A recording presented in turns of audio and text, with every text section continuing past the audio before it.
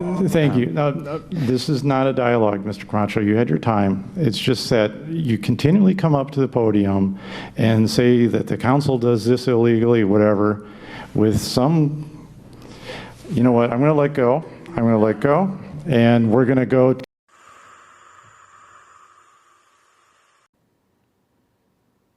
All right. With that, thank you very much. You're welcome. And let's go to general business items. General business item 5A, ordinance number 5532 to amend Bremerton Municipal Code section 15.03.040 entitled Service Beyond City Limits. Our presenter tonight is Assistant City Attorney Brett Jett. Good evening, Council. We talked about this last week at study session, but this is to amend the BMC so that sewer service outside city limits but within the city's UGA are provided if an individual signs an outside utility agreement agreeing to future annexation and certain development requirements. This change is being made to comply with requirements that cities provide sewer service if they hold themselves out as the sewer service provider and are the exclusive provider in that area. It also now aligns with the city's provision of water services, which only requires the outside utility agreement as well. I'm happy to answer any questions. Thank you, Mr. Jett. Does any member of the public wish to comment on this item?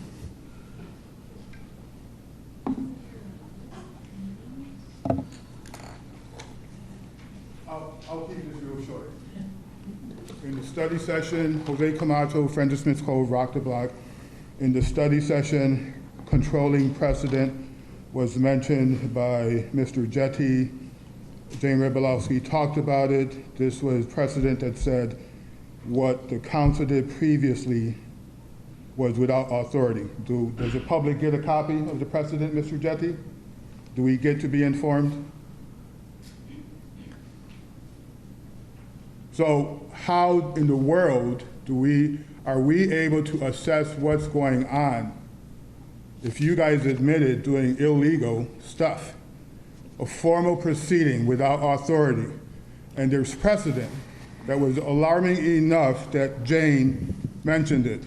And Mr. Jetty said, yes, I can't remember the date. So you suggested that he bring it before this. So where is it?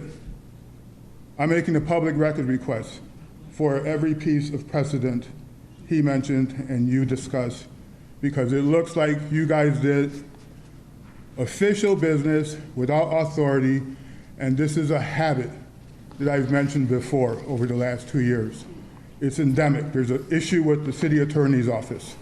So I want a copy of the precedent without redaction, because it's part of this. The public has a right to know what's going on. No worries. So it's noted what your public records request is. I would like both our Attorney Jett and Attorney Fennell were at the meeting last study session. Was there an admission by the council that we did something illegal? No, and I don't believe that you did. Thank you, sir. No one ever said that. Jane didn't say that. I didn't say that. Thank you. No, this is not a dialogue, Mr. Camacho. You had your time. It's just that you continually come up to the podium and say that the council does this illegally, whatever, with some, you know what, I'm going to let go. I'm going to let go, and we're going to go to the next person up for public comment on this item.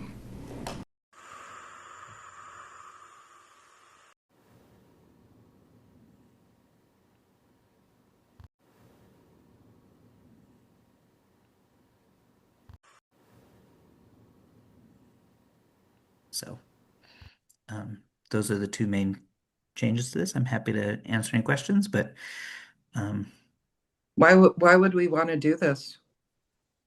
well, I think there's a few reasons. One, I think it's always helpful to have your process for various utilities match how you go through it rather than having to take one to council and not the other. I also think that the city is at a risk of liability for a lawsuit if the council were to decline to provide wastewater service to a area inside the UGA and the city's sewer service area. There's some case law that discusses if an entity holds itself out as the provider of wastewater in an area, it can't simply just deny to provide wastewater to somebody, which, as the code is currently written, it gives the city council the sole and absolute discretion whether to provide it or not, which um, may not be a accurate statement of what's actually allowed. No, it's in the UGA. Are there requirements from the state that say you got to do this? You mean provide wastewater service? Yeah, you've got to be able to extend that within the UGA. So we have our UGA and then we have our wastewater comprehensive plan that lays out service areas that the city will provide um, sewer service to. And we can condition it on things like the signing of the OUA that waives the future or agrees to the future annexation petition if it's ever created. But um, to simply say no to providing sewer service in a UGA inside of our sewer comprehensive plan, we likely can't do that. Right. Or lost at A3 says that it has to have consistency with adopted city ordinances and policies for new development. So if this is taking place in the urban growth area, how does that line up with our city ordinances and policies for new development? And I mean, does that mean we could craft an ordinance that says we agree to sewer service to UGAs, but only above a certain, density as it's zoned by the county? No, I mean, No, and actually there's a case exactly about that this all stems from actually is that City of Renton tried to require a certain density in their UGA to provide the sewer service to that was okay, actually less than what the county okay, allowed. So okay.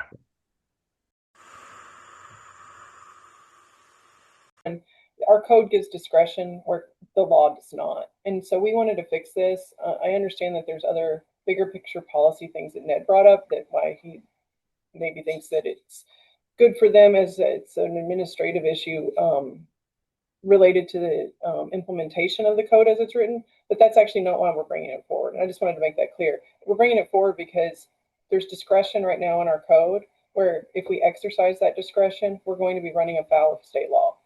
Yeah. And so that's the reason for the change. And it's not related to a request from Public Works or their administrative issue. And I just wanted to make that clear that that was the reason that we were bringing this forward. And we were doing it now because one, the Inutai case is over. And two, Eric drafted this code. Eric's almost off of council. And we thought it would be helpful for him to have his perspective heard whenever we go to amend it, because we all like how he is able to give us the history of, why we have it. And I wanted it to be before the council, before he's off council. So our hope is that this can go to study session next time and then make it to a vote to the council before the end of the year. So sometimes people will agree to things that maybe if they pushed on it and they went to court and argued that they didn't have to do it under case law. And so sometimes people will agree to things, and if they will, then they've agreed to it. So we have nothing to make them agree to anything but the sewer standards.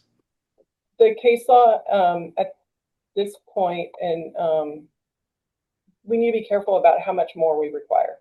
That's what I would say. It becomes more nebulous after that.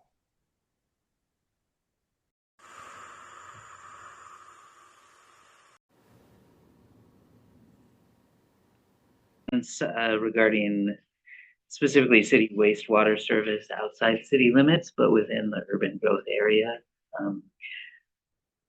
It currently reads that the city council has discretion essentially to provide it not.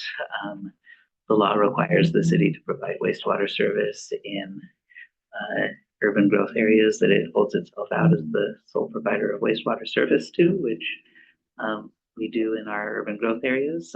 You may recall this came up with a project just north of the city and Anytime. yeah, up at Anatai, that resulted in some lawsuits. But And then the UGA, I'm the not- GMA changed it so that it's now not legal? it's not the GMA, it's case law, and I'm not sure when the date of this was passed and when. I didn't do a comparison. Okay. I'm confused again, as well. So it doesn't change anything about signing on for annexation if you choose to, right? So you still choose to sign How on. this was previously written was that you were required to annex. And if annexation was not feasible, then the council could decide to still provide wastewater service. And now with This, this new proposed language, you will be required to sign an outside utility agreement, agreeing to be a yes for annexation. and with no council say.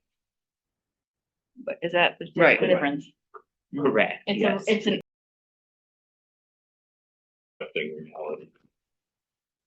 I am worried that people might think we're trying to slip something in. Mm-hmm. So I still don't fully understand it. I think I do. So I do feel like I need maybe I should get some more clarification, but I guess I'm worried this is going to be perceived as us trying to slip new policy in that has. I mean, we've been sued. We could be transparent, or we. Well, I think it's important that next week you have the case law. That in 2001, there was case law that you were sued and you lost. And so that's why we're cleaning this up so that we don't get sued. And well, I mean, more importantly, we did come out as winners, and right? I mean, in these lawsuits. So, I mean, we're not. He's saying, yeah, that's because the council at the time said, sure, you can have sued. If you had said, no, you can't have it, then we would have been sued. Right. The developer was ready to sue us. Okay. Because of case law that I guess happened between when this ordinance was put in place and now. It would be nice to put that down. I have a question I agree. Go ahead, Denise. for Brett. Could you identify simply what, if any, negative or perceived negative impact to those such as the people of Anatai might see with this? I don't like this.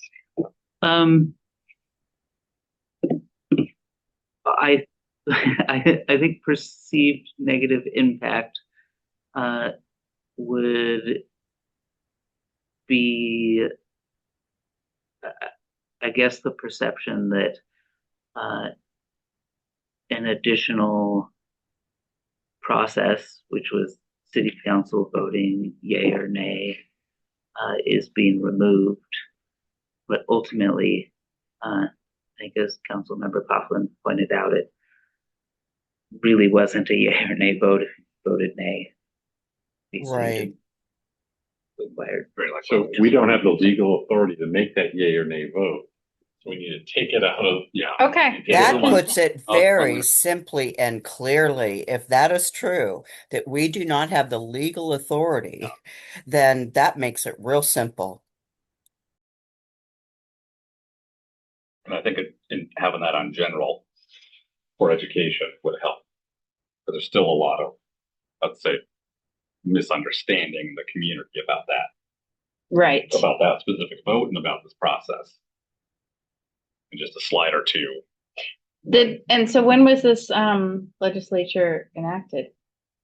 Just before I got on council. Sorry, which. So it's been there. Oh, that, no. When was this ordinance passed in this form? Not the ordinance, not the BMC, but the whatever triggered the change. Oh, the case law, as I said, I'm not case sure law. on the It's not. exact. It's case law, not RCW. Correct. Yeah. Okay. So the courts have ruled that we. I'm don't not have the sure authority the to make date decision. that case was decided, but I can figure Which that. level court is it at? I believe it's the Court of Appeals. Court of Appeals. So if you could have that information next week, that would be helpful. Yeah. Washington State Court of Appeals? Correct. Okay. I think, Yes. we're discussing, sounds like we want a general business. Okay.